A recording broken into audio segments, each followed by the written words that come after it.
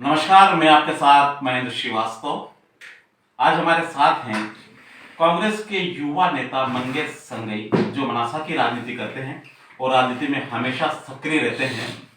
और जब इनकी 15 माह के कार्यकाल की सरकार थी, कमलनाथ जी की सरकार, उस समय क्षेत्र में कौन से विकास कार्य हुए, मध्य प्रदेश में कौन से काम हुए, और कमलनाथ सरकार के 15 माह और भारतीय जनता पार्टी का एक साल तुलनात्मक अगर अपन देखें तो मंगेश संगई, क्या उनका विजन उस बात पर है, इनके कार्यकाल में क्या क्या काम हुए और वो काम भाजपा सरकार नहीं कर पाई। संगई साहब, आपका स्वागत करता हूं मैं जे टीवी नेटवर्क पे। 15 माह आपकी सरकार रही, पूरी बहुमत से आपकी सरकार थी। मुझे एक भी उपलब्धि आपकी सरकार की बता दीजिए। एक भी उपलब्धि नहीं, अनेकों उपलब्धियां मैं आपको गिना सकता हूं। और इतने कम कार्यकाल, मुश्किल से 15 महीने का कुल कार्यकाल था, जिसमें लास्ट के 3-4 महीने आप भी जानते हैं कि जो इन राजनीतिक अस्थिरता पैदा करी थी। तो अगर 12 महीने से 15 महीने का भी अगर मैं कार्यकाल कमलनाथ जी का मानता हूं, तो आप ये माने कि कमलनाथ जी ने जिस सिस्टमेटिक ढंग से काम शुरू किया था, उसी से बीजेपी घबराई। अब उनके कामों को मैं गिनाता हूँ। सबसे पहला काम ने जो हमारा एक कमिटमेंट था, राहुल गांधी जी ने कमिटमेंट किया था, किसानों को हम कर्जा माफ करेंगे, 2 लाख तक के कर्जे। तो लगभग 1 लाख तक के कर्जों को पूरा माफ कर दिया गया था जी। इसके बाद में 1 लाख से 1.5 लाख और फिर 1.5 लाख से 2 लाख तक के कर्जे माफी के लिए सारी कार्रवाई चालू हो गई थी। इन सब कार्रवाई को बड़े जबकि ऐसी स्थितियों में कि जहां सरकार, मैं सोचता हूं कि 140 करोड़ से ऊपर के कर्जे में लिप्त है, और ऐसी सरकार कमलनाथ जी को मिली थी, उस सरकार में भी उन्होंने अपना वादा निभाते हुए पहले काम तो कर्जा माफी का किया। दूसरा काम उनने, आप माने कि मिलावट के खिलाफ जो जो चीज इतनी पूरे मध्य प्रदेश में ये स्थिति थी कि मिलावट के ही हम सब चीजें खा रहे थे जी। और ऐसे कई केस आपने देखा होगा, मनासा में भी पकड़े गए। तो मिलावट के खिलाफ उनने जो पूरे प्रदेश में युद्ध छेड़ा जी, वो उनकी बहुत बड़ी उपलब्धि थी। माफियाओं को जो उन्होंने, हम ये कहें कि एक लेवल पर लाकर माफियाओं के खिलाफ जो कार्रवाई करी, वो कार्रवाई आज तक किसी भी सरकार ने ऐसी हिम्मत नहीं करी थी, और इससे आम जनता को राहत पहुंचाने वाला काम उन्होंने किया था।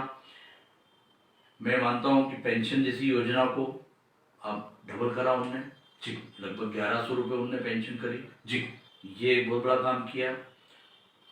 51,000 रुपये उन्होंने जो शादी के समय जो मुख्यमंत्री कन्या योजना, उसी की बात कर रहे हैं आप। मुख्यमंत्री कन्या योजना का जो पहले 21,000 दिया जाता था, वो 51,000 किया। पर आपके कार्यकाल में ऐसे विवाह हुए नहीं। ये तो देखिए, शिवराज सिंह जी ने भी अभी तक सर्टिफिकेट दिया और उन्होंने कहा 18 साल की जब उम्र होगी तब उसको मिलेगी, और वो भी उन्होंने 50 नीचे कारण लिख रखे हैं। कमलनाथ जी ने सिंपल ये कहा था कि कोई कारण नहीं है, मैं लड़की पढ़े नहीं पढ़े, 12वीं पास हो नहीं हो, उसकी शादी अगर है और वो निर्धन परिवार से है तो उसको 51,000 रुपये निश्चित रूप से दिए जाएंगे बिना किसी टर्म्स एंड कंडीशन के। भाजपा ये कहती है कि जब आपने स्थानांतरण इतने कर दिए, एक ट्रांसफर उद्योग आपने शुरू किया, ऐसा भाजपा का हो। मैं आपको बताऊं कि ये पहली बार हुआ कि ट्रांसफर, ऑनलाइन ट्रांसफर हुए। मैं तो ये कहता हूं कि इन पूरे ट्रांसफर्स में 1 रुपए का भ्रष्टाचार भी नहीं हुआ, बल्कि इसमें ये सुविधा दी कि जो लोग बहुत दूर दराज क्षेत्रों में पड़े हुए थे, कोई लड़की कुकड़ेश्वर की थी, मुझे मालूम है कुकड़ेश्वर की लड़की भिंड पड़ी हुई थी, कुकड़ेश्वर की लड़की या कंजाड़ा की लड़की ग्वालियर पड़ी हुई थी। ये एक ऐसी जो विरोधाभासी चीजें थी जिससे कि उनकी ऊर्जा भी नहीं उपयोग में आ पा रही थी, और वो इतने दूर अपने पति से दूर रह रही थी महिला, और महिला से दूर पति रह रहा था। इन स्थितियों को भी कमलनाथ जी ने मानवीय दृष्टिकोण से देखते हुए उन्हें पास लाने का प्रयास किया, और इस पूरे जो उद्योग जिसको कहा जाता है, मैं तो ये कहूंगा कि ये पहली बार हुआ कि सारे ट्रांसफर, शिक्षा विभाग के सारे ट्रांसफर ऑनलाइन हुए। भ्रष्टाचार का कोई कारण ही नहीं हो सकता। जी जी। तो अब बात करते हैं 1 साल शिवराज सरकार, ये बहुत अच्छे काम कर रही शिवराज सरकार, आप क्या देखते हैं सर? मैं सबसे पहली बात तो कहूंगा कि ये एक आड़ लेते हैं कि कोरोना जी, कोरोना की आड़ में काम तो नहीं हुए पर भ्रष्टाचार की जो पराकाष्ठा इनने पूरी करी है। हर स्तर पर भ्रष्टाचार हुआ कोरोना के नाम पर। कई बार कोरोना को इन्होंने हाईलाइट भी एक्स्ट्रा ऑर्डिनरी करके हर लेवल पर भ्रष्टाचार जो किया वो जग जाहिर है। और सरकार चलाने के नाम की जो बात है, आप ये मान लें कि सरकार तो चली नहीं, मुख्यमंत्री जी अकेले बैठ के पूरे कोरोना काल में निर्णय ले रहे थे जी। मंत्रिमंडल बना नहीं पा रहे थे जी। क्योंकि इनने जो सरकारें तोड़ के अब बन गया ना मंत्रिमंडल, तो काम तो हो रहे हैं ना सर। मंत्रिमंडल तो अब बना जी। ये कोई प्रजातांत्रिक तरीका है? मंत्रिमंडल पहले दिन बनना चाहिए, पहले दिन नहीं तो 7 दिन के अंदर बनना चाहिए। क्योंकि आप अकेले अगर सब काम कर लेते हैं तो फिर आपको मंत्रिमंडल की जरूरत कहाँ थी? अभी भी नहीं बनाते, अभी क्यों बनाए?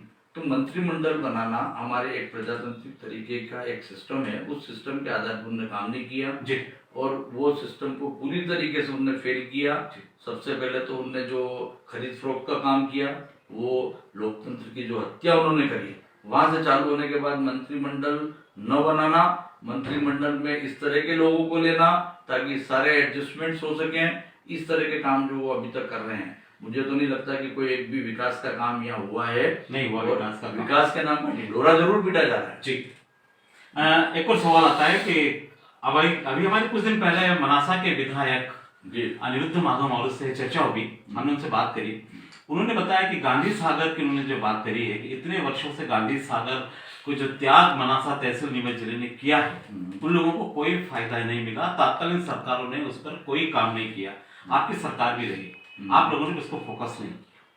मौर्य साहब ने कहा है, बड़ी हास्यास्पद बात यह है कि हमारी सरकार, कांग्रेस सरकार पिछले 15 साल से तो है ही नहीं। 15 साल से शिवराज सिंह सरकार चल रही है या अन्य जो भी सरकारें रही वो भाजपा की रही, मुख्यमंत्री कोई भी रहे हो। 15 साल के कार्यकाल में न तो आपने इस बात को उठाया, आप जनप्रतिनिधि थे, आपको जनप्रतिनिधि की हैसियत से भी इस बात को निश्चित रूप से उठाना था। जिले में आप प्रतिनिधि थे, जिला जनपद में आप प्रतिनिधि थे, आपको ये उठाना चाहिए था। होना नहीं होना अलग बात थी। आज आप जो बात उठा रहे हो, इस बात के लिए तो मैं कहना चाहूंगा कि 685 करोड़ की एक योजना आदरणीय मीनाक्षी नटराजन जी ने, कौन सी? ये पेयजल योजना थी जो गांधी सागर से ही पानी लाया जा रहा था रामपुरा के आसपास के सारे गांवों को। वो तो नीमच नया गांव तक को जोड़ने वाली योजना थी, वो ऐसा बताना चाह रहे हैं क्या? वो पूरी योजना कहाँ गई आपकी योजना? वो योजना स्वीकृत होने के बाद में अभी के सांसद ने कोई काम नहीं किया। मेरा ये कहना है, ये दायित्व होना चाहिए था उनको कि चाहे जनप्रतिनिधि बदलते रहते हैं पर जो योजनाएं इस क्षेत्र के लिए महत्वपूर्ण थी उन योजनाओं को आपको लागू करना था। बात करने से कुछ नहीं होता। आपने योजनाओं के नाम पे, चाहे आपने बोला नहीं, एक और मैं आपसे पूछता हूँ, माधव साहब तो एक अच्छी बात कर रहे हैं कि गांधी सागर में जिन लोगों ने त्याग किया उनको फायदा मिलना चाहिए, आप भी मानते हैं अच्छी बात है? इसमें कोई गलत बात ही नहीं है। निश्चित बात है कि ये बहुत सही बात है, इसका मैं समर्थन करता हूँ। तात्कालीन सरकार मेरा ये कहना है लंबे समय तक बोलना अलग बात है, करना अलग बात है। उन्होंने कहा लंबे समय तक कांग्रेस ने इस पे काम नहीं किया। लंबे समय तक कांग्रेस रही तो कांग्रेस ने गांधी सागर डैम बना के वहां तक की सारी स्थितियों को इरिगेशन का लाभ जो चाहे जहां भी मिला। और इसके अलावा अमरपुरा डैम गांधी सरकारों ने क्या काम किया मैं गिना देता हूँ आपको। जो चल रही है नहीं चलने वाली योजनाओं का उद्घाटन मुख्यमंत्री भाजपाओं के ने किया, चाहे वो सुंदरलाल जी पटवा हो, चाहे वीरेंद्र कुमार जी सकलेचा हो, चाहे शिवराज सिंह हो, उनके समय की सारी योजनाएं, चाहे वो कालिया खो योजना नहीं चल पाई, कुंडला कानखड़ी योजना में पाइप सड़ गए, उसको आप चालू नहीं करा सके। तो ये सारी योजनाएं केवल नाम मात्र के लिए जिसमें करोड़ों रुपए बर्बाद हुए सरकार के, और आज उन योजनाओं का कोई लाभ नहीं मिल रहा है। मारू साहब कर रहे हैं ना, बता रहे हैं हम सब काम। अभी भी आप कितना आस्पष्ट बात में कहूंगा कि इन योजनाओं के नाम पे, सिक्योरिटी के नाम पे, किसी में जहां 10 करोड़ की योजना है वहां 100 रुपए आवंटन हुआ है। क्या जनता के साथ आप मजाक कर रहे हो? क्या आप जनता को मूर्ख समझते हो? आपके पास बजट की व्यवस्था नहीं, केवल आप ढिंडोरा पीटने के लिए, विकास दिखाने के लिए आप बताते हो कि हमने ये डैम बना दिए। डैम बनाए थे कांग्रेस के सरकार में, चौड़ेश्वर डैम बना, आदरणीय दिग्विजय सिंह जी उस समय में मुख्यमंत्री रहे। हमारा अमरपुरा डैम उस समय बना जो आज पूरे क्षेत्र को सेवाएं उससे मिल रही है, लाभ मिल रहा है। उसके बाद हमारा पडियार योजना, पर्दा की योजना है जो आज चालू हालत में है। पेयजल मनासा को अगर मिला एक जमाने में, वो भी दिग्विजय सिंह जी की सरकार में मनासा को एक जमाना था कि डब्बे भर भर के पानी यहाँ 11 करोड़ की योजना खरीदना पड़ता है। उन्होंने 11 करोड़ की योजना दी है मनासा को पेयजल को लेकर। क्या हुआ उसका? आज तक चल रही है। मारू साहब ने कहा योजना के लिए आप मुझे जानकारी दें, आप पत्रकार हैं, 11 करोड़ की योजना का एक बूंद पानी का भी लाभ इस मनासा को मिला? कहाँ गए वो 11 करोड़ रुपए? नहीं, हमारी से बात हुई, उन्होंने कहा कि स्टोरेज हमको बनाना है। कब बनाएंगे? योजना पूरी तरह से बीत चुकी है, पाइपलाइन बीत चुके हैं, उसका पानी भी आ रहा है। महेंद्र भाई, मैं वो टेक्निकल साइड से भी जानता हूँ, जब कोई योजना बनती है तो केवल ऐसा नहीं होता है कि हम कह दें कि पाइप बिछ गए हैं, अब स्टोरेज की व्यवस्था की जाएगी। जब कोई योजना बनती है उसमें पाइपलाइन, स्टोरेज, उसका कहाँ से अगर वो पंपिंग होगा, कहाँ से लिफ्ट होगा, कहाँ से सोर्स कहाँ से मिलेंगे, कहाँ से पानी आएगा, कहाँ डिस्ट्रीब्यूट होगा, ये सारी चीजें उस योजना में होती हैं। और वो योजना में हम कहें कि स्टोरेज के नाम पे हम बात करें तो ये सर्वथा गलत है, क्योंकि अगर वो योजना सही है और योजना का लाभ अगर मिलना था तो आप ये मान के चलें कि उसी एस्टीमेट में स्टोरेज की व्यवस्था निश्चित रूप से होगी, अन्यथा मैं नहीं मानता कि ये बात सत्य है। जी, मालू साहब ने एक और बात उठाई विधानसभा में कि कृषि महाविद्यालय महागढ़ में खोला जाना चाहिए, कृषि क्षेत्र है अपना। क्या मानते हैं, अच्छी योजना नहीं, अच्छी बात नहीं करी उन्होंने? मेरा कहना है कि मुद्दे तो मैं भी बहुत अच्छी बात आपको कर सकता हूँ कि मनासा में फ्लाईओवर हो जाए, ये हो जाए, वो हो जाए। ये लुभावनी बातें जो मोदी जी से लेकर शिवराज सिंह जी से लेकर जो आज हमारे विधायक साहब भी कर रहे हैं, इन बातों से कुछ नहीं होगा। आप इन योजनाओं को इम्प्लीमेंट करें, हम स्वागत करते हैं।